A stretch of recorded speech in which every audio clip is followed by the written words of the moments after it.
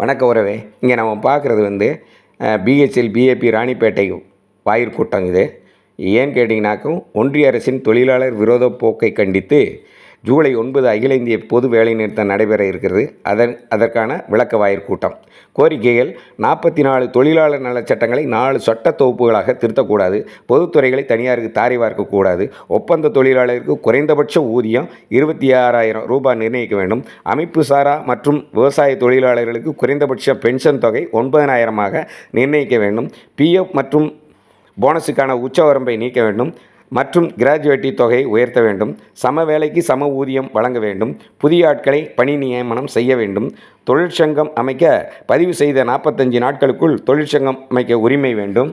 அனைவருக்கும் இலவச கல்வி, சுகாதாரம், தண்ணீர் வழங்க வேண்டும் உள்ளிட்ட 17 அம்ச கோரிக்கைகளை வலியுறுத்தி பிஏபியில் உள்ள தொழிற்சங்கங்கள், எம்ப்ளாயிஸ் யூனியன், பேப்சு, ஐஎன்டிசி, துப்புரவு தொழிலாளர் சங்கம், அனைத்து ஒப்பந்த தொழிலாளர் சங்கங்கள் சார்பாக வாயிற்கூட்டம் நடைபெற்றது. இந்த பொதுத்துறையால் தான் என்னை போன்ற அன்றைய கிராமத்து இளைஞர்கள் இங்கே பணி வாய்ப்பு பெற்றோம்.